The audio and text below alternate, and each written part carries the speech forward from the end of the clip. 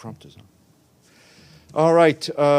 Good afternoon. Welcome to this briefing. The Secretary-General is here to launch the policy brief on information integrity on digital platforms. Joining him is Melissa Fleming, the Undersecretary-General for Global Communications, whose department has the lead on issues relating to information integrity in digital platforms and whose department produced the brief that you've had since last week. So, Secretary-General, you have the floor, and then we'll take some questions. Distinguished members of our press corps, new technology is moving at warp speed, and so are the threats that come with it. Alarm bells over the latest form of artificial intelligence, generative AI, are deafening. And they are loudest from the developers who designed it. The scientists and experts have called on the world to act, declaring AI an existential threat to humanity on a par with the risk of nuclear war. We must take those warnings seriously. Our proposal Global Digital Compact, New Agenda for Peace, and Accord on the Global Governance of AI will offer multilateral solutions based on human rights. But the advent of generative AI must not distract us from the damage digital technology is already doing to our world. The proliferation of hate and lies in the digital space is causing grave global harm now. It is fueling conflict, death, and destruction now. It is threatening democracy and human rights now. It is undermining public health and climate action now. When social media emerged a generation ago, digital platforms were embraced as exciting new ways to connect. And indeed, they have supported communities in times of crisis, elevated marginalized voices, and helped to mobilize global movements for racial justice and gender equality. Social media platforms have helped the United Nations to engage people around the world in our pursuit of peace, dignity, and human rights on a healthy planet. But today, this same technology is often a source of fear, not hope. Digital platforms are being misused to subvert science and spread disinformation and hate to billions of people. Some of our own UN peacekeeping missions and humanitarian aid operations have been targeted, making their work even more dangerous. This clear and present global threat demands clear and coordinated global action. Our policy brief on information integrity on digital platforms puts forward a framework for a concerned international response. Its proposals are aimed at creating guardrails to help governments come together around guidelines that promote facts while exposing conspiracies and lies and safeguarding freedom of expression and information. And to help tech companies navigate difficult ethical and legal issues and build business models based on a healthy information ecosystem. Governments have sometimes resorted to drastic measures, including blanket internet shutdowns and bans, that lack any legal basis and infringe on human rights. And around the world, some tech companies have done far too little, too late, to prevent their platforms from contributing to violence and hatred. The recommendations in this brief seek to make the digital space safer and more inclusive while vigorously protecting human rights. And they will inform a UN Code of Conduct for Information Integrity on digital platforms that we are developing ahead of next year's Summit of the Future. The Code of Conduct will be a set of principles that we hope governments, digital platforms, and other stakeholders will implement voluntarily. So, dear friends, the proposals in this policy brief in preparation for the Code of Conduct include a commitment by governments, tech companies, and other stakeholders to refrain from using, supporting, or amplifying disinformation and hate speech for any purpose, a pledge by governments to guarantee a free, viable, independent, and plural media landscape with strong protection for journalists, the consistent application of policies and resources by digital platforms around the world to eliminate double standards that allow hate speech and disinformation to flourish in some languages and countries, while they are prevented more effectively in others. Agreed protocols for a rapid response by governments and digital platforms when the stakes are highest, in times of conflict and high social tensions, and the commitment from digital platforms to make sure all products take account of safety, privacy, and transparency. That includes urgent and immediate measures to ensure that all AI applications are safe, secure, responsible, and ethical, and comply with human rights obligations. The brief proposes that tech companies should undertake to move away from damaging business models that prioritize engagement above human rights, privacy, and safety. It suggests that advertisers who are deeply implicated in monetizing and spreading damaging content should take responsibility for the impact of their spending. It recognizes the need for a fundamental shift in incentive structures. Disinformation and hate should not generate maximum exposure and massive profits. The brief suggests that users, including young people who are particularly vulnerable, should have more influence on policy decisions. And it proposes that digital platforms make a commitment to data transparency. Users should be able to access their own data, and researchers should have access to the vast quantities of data generated by digital platforms while respecting user privacy. Dear friends, I hope this policy brief will be a helpful contribution to discussions ahead of the Summit of the Future. We are counting on broad engagement and strong contributions from all stakeholders as we work towards a UN Code of Conduct for information integrity on digital platforms. We do not have a moment to lose, and I thank you for your attention and for your presence. Thank you. Valeria? Thank you, Stefan. Thank you, Secretary-General, for this press conference on behalf of the United Nations Correspondent Association. Valeria Robecco from ANSA Newswire. So my question is, how confident you are that tech companies and governments will take concrete steps to make the digital space safer and more inclusive, and how long it could take to see concrete results? And if I may, can I also ask you a comment on the death of the former Italian Prime Minister Silvio Berlusconi? Thank you so much. Well, in relation to the death of a former Prime Minister, I can only express my condolences to the family and naturally to the Italian government and the Italian people. Now, how confident I am, that's a question I ask myself. We are dealing with a business that generates massive profits. And we are dealing also, in some situations, with governments that do not entirely respect human rights. So this is a constant battle.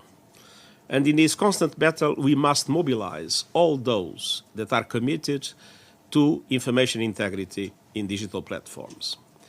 And that means mobilizing governments, mobilizing platforms, mobilizing people, and mobilizing those that advertise in platforms. And there are many initiatives taking place. We have in the EU not only an act, but also a code of conduct. And this is a very important initiative, even if for the European space.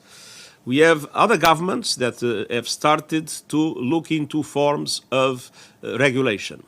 But there is a conscience that regulation is not easy because things are moving very quickly. And so we need to find other mechanisms, including multi-stakeholder approaches, to define guardrails, to define red lines, and at the same time to exchange best practices and to make sure that the business models are put into question. And here there is a central aspect. Of course, these platforms must make money. But the problem is that the present business model prioritizes engagement in relation to privacy, truth, and the human rights of people. A study by the MIT has demonstrated that false information tends to multiply 6 times more than true information in one of the platforms. I'm not going to quote which the platform is, but the study was done in relation to one of the platforms. So it is important that platforms understand that having naturally a profitable activity, that profitable activity cannot create massive profits at the expense of a model of engagement that goes before any other consideration. Human rights, privacy, safety. Edie? So everybody needs to be engaged. And this code of conduct that we hope will be published in the movement towards the Summit of the Future is, of course, not a solution alone in itself, but it will be global, not in relation to any specific part of the world. And it will be, as it is on a voluntary basis, I hope a very strong instrument in order to allow all those interested to commit to what needs to be done in order to guarantee, or at least to seriously promote, information integrity in digital platforms. Edie? Thank you very much, Mr. Secretary-General Edith Lederer from the Associated Press. I know. You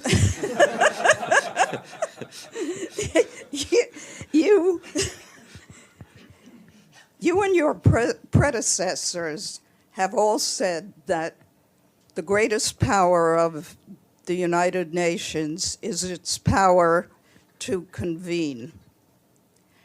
With artificial intelligence, which you just mentioned yourself, and this letter signed by 350 of the top scientists, including its makers, don't you think that the United Nations should use its convening power to immediately, in the coming months, in September, when all the world leaders are gathered here, to at least start a discussion when you have the whole world here on trying to figure out how the world should address both artificial intelligence and, at the same time, misinformation, disinformation, and hate speech on the internet?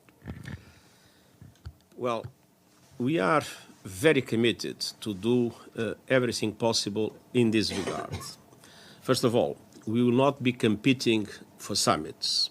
There is already an indication of a member state that has announced its intention to convene a summit on artificial intelligence this year. And we will, of course, not try to create conditions of competition. We will support that initiative. On the other hand, we believe that a summit must be preceded by serious work.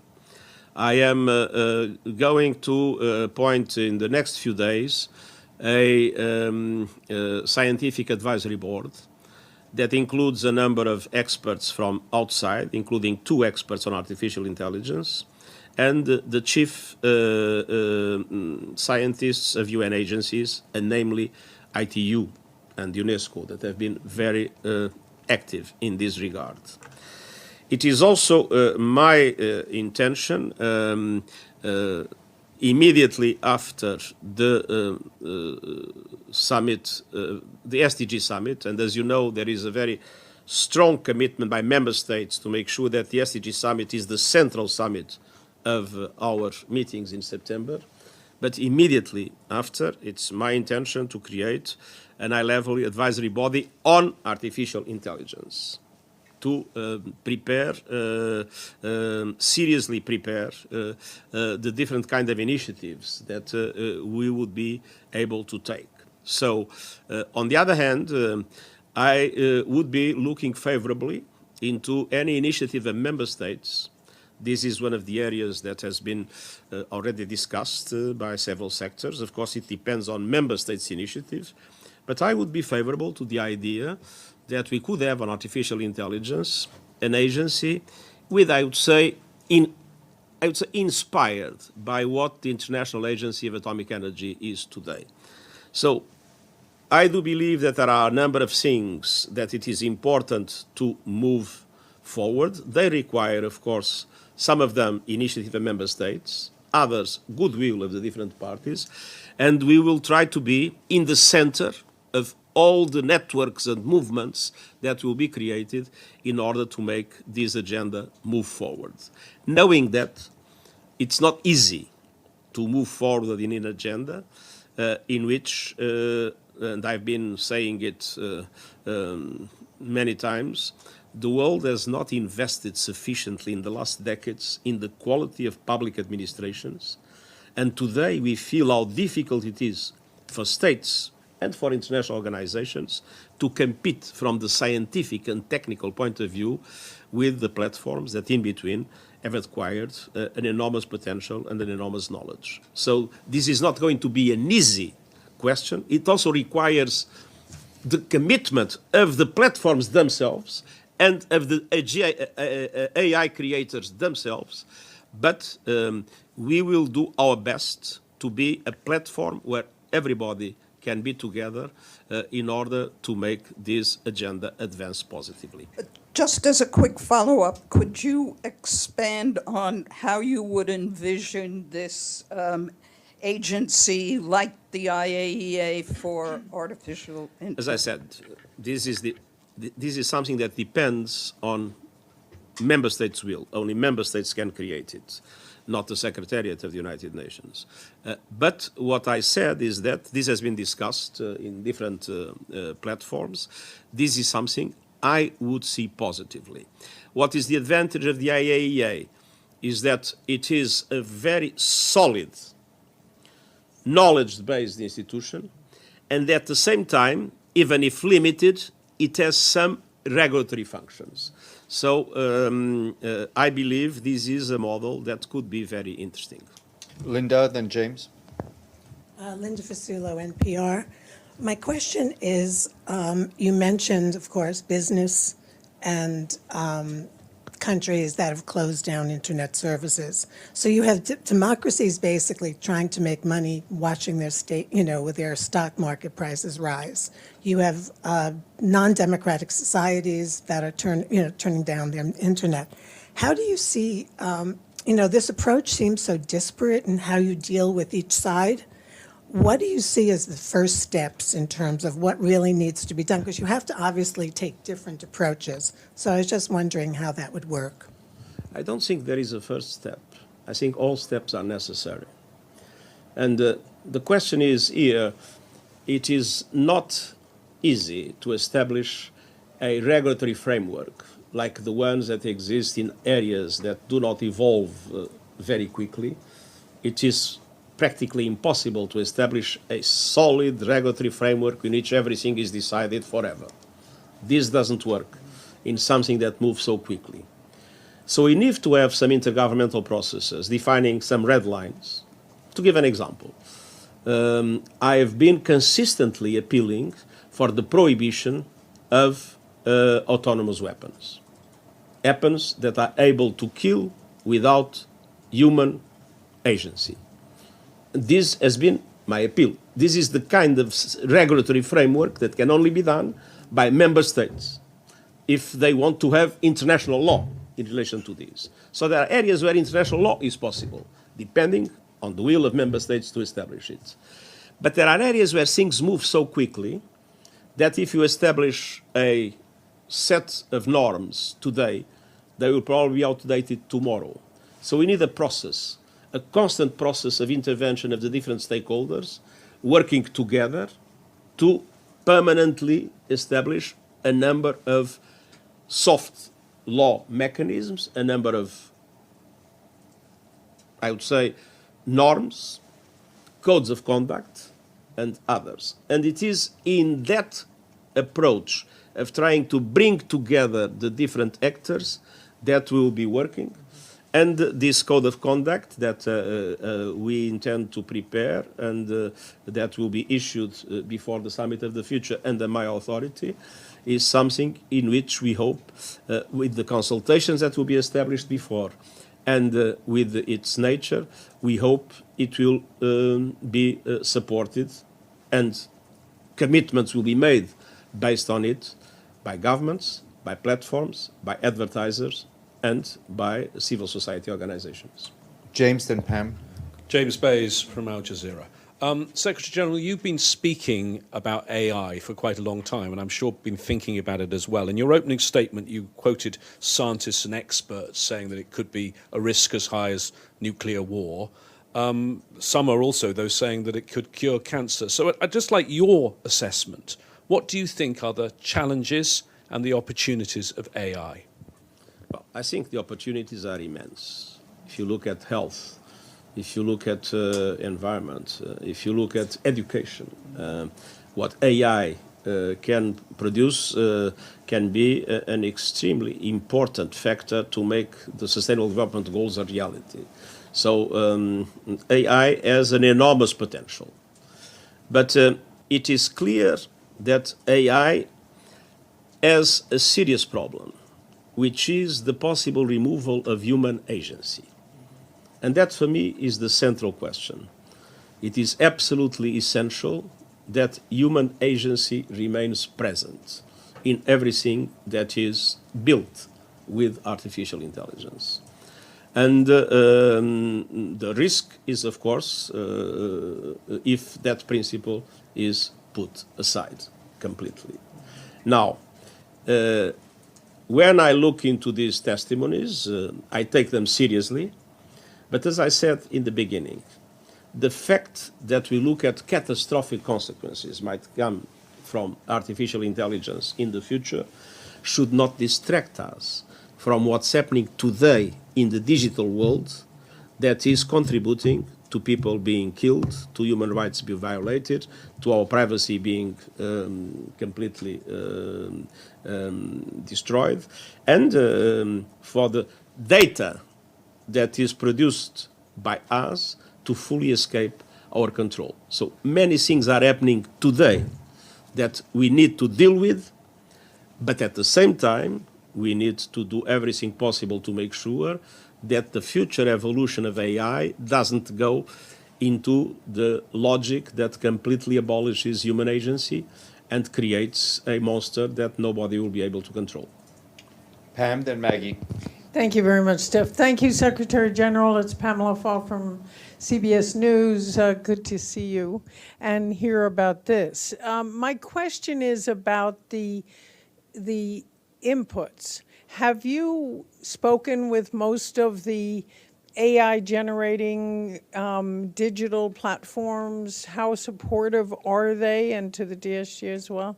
How supportive are they of this? Many of my colleagues have mentioned, or a few, the AI, OpenAI proposal for a UN agency to be involved. And how concerned are you in that context that the governments are now being pulled in to regulate this? I mean, you were a prime minister. We know that governments are not where AI principally was developed. So are you in any way concerned about government interference in the development in this code? Thank you. First of all, we had recently in our senior management group a meeting in which the CEO of OpenAI was, together with several other experts, and we were discussing seriously these questions. And it is interesting to see that today those that are in the front line of the development of AI are the first to say that regulation is needed. Now, it's not clear what exactly some of them mean, but it is obvious that there is an understanding that what they are developing has some risks and that those risks need to be contained. Now, I don't think this problem can be solved by saying, you regulate and we don't care. We will follow the regulations. It's too complicated for that. I think both governments and platforms and the developers, scientists, and the civil society need to be together to find ways in which there is a consensus on how we can move in the right direction. So it's not enough. It would be a disaster to say, we don't want to be regulated, we want to do it as we like. It would also be a disaster to say, no, government should regulate and we do what we want. No, I think there is a common responsibility here. This is too big to be handled without a strong engagement of all parties, and there is a lot that needs to be brought together. I must say, I've listened to several scientists, I've listened to several people involved in these platforms themselves, and it is clear that there is a lot to be done to reach a common understanding about how we can move forward to the benefit of humankind and avoiding the risks that are still happening. Maggie, then Michelle. Already happening, sorry, not still. Thank you. Maggie, then Michelle. Good morning, Secretary General. It's Margaret Bashir, Voice of America. Secretary General, when do you envision this code of conduct going into effect? And what's the reaction been from the member states you've consulted with about it? And if I could just ask you separately on Sudan, the fighting has resumed, the 24-hour ceasefire has ended, Mr. Perthes has been declared persona non grata. Is there any realistic, effective political role for the United Nations right now in Sudan? Of course there is. I mean, there is a massive engagement of the UN in relation to the humanitarian aid in Sudan. All our agencies are deeply involved. The Deputy SRSG is in Sudan coordinating that effort. And at the same time, we will be, as we said since the beginning, supporting an African solution for the problem, supporting the African Union and supporting the IGAD, and we will be totally committed to do it. We don't intend to have any protagonism, we never did. We are here to support the African solutions for the Sudanese problem. So you don't see a primary role then for the United Nations? Since the beginning, we have said that we are there, and we are part, as you know, of the initiative that the African Union recently launched, and there was a mechanism that was created to which we belong, and we are there to essentially, from the beginning, to essentially support an African initiative that can lead to a solution, hopefully a solution of the problem, with, of course, our deep condemnation by all the killings and the violence that is taking place. Coming back to, sorry. The first part of it was, when do you expect this code of conduct to go into effect, and what's the reaction been from the code of conduct, now we have presented this set of principles. Based on this set of principles, we'll conduct a number of important consultations with governments, with platforms, with scientists, with civil society. And it's my intention to issue the code of conduct after all these consultations before the summit of the future. The code of conduct is not something to be approved by the General Assembly.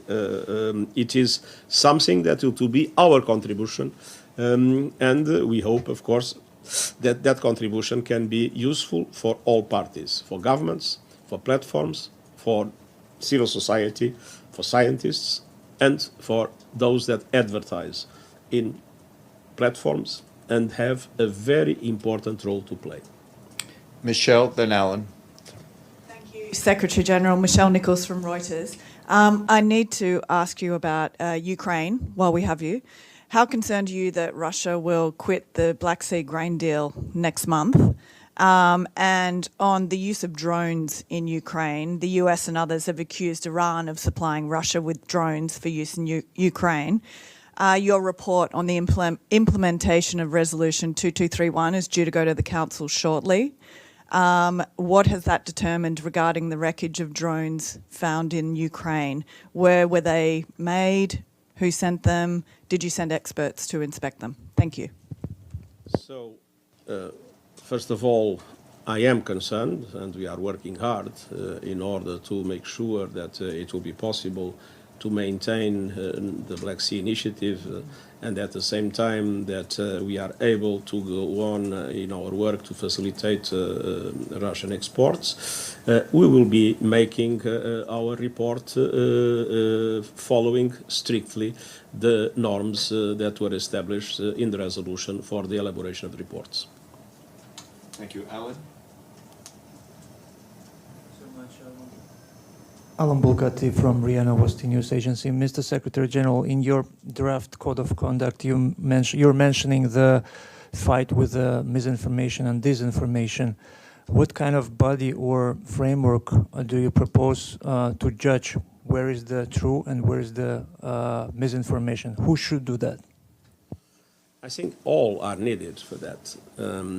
It is important that platforms have their own systems that are able to filter disinformation and misinformation. It is important that the civil society is attentive to this. It is important that users are themselves empowered in this regard.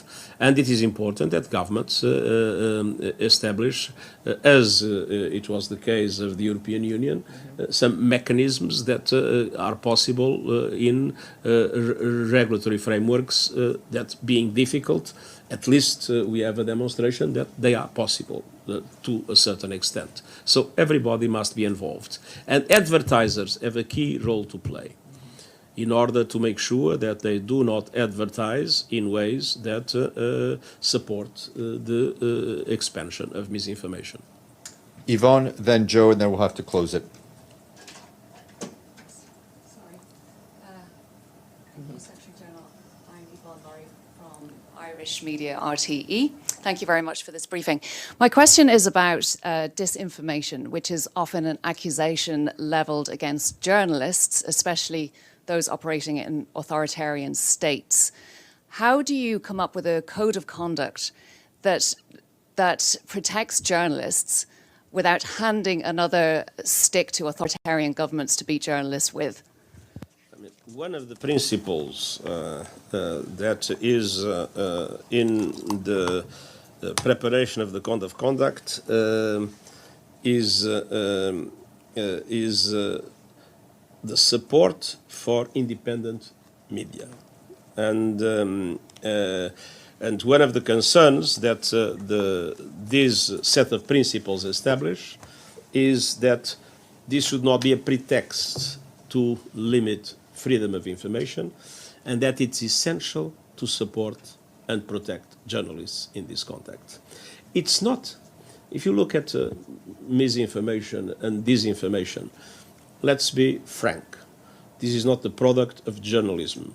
This is the product of people that are interested in, for political reasons, or for economic reasons, or for other kinds of interests, that are interested in leading the public into a complete misperception of the challenges that we face in today's world. Journalists can operate in democratic societies freely and openly, but not in authoritarian ones.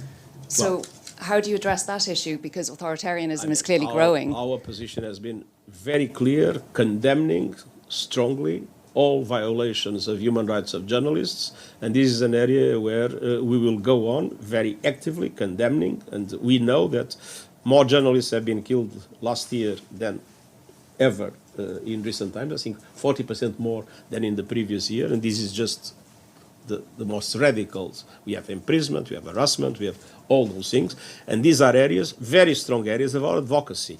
But of course, it's not in our power to change the nature of governments. I'm not yet able to select the governments around the world, but this is not. I've not yet that capacity.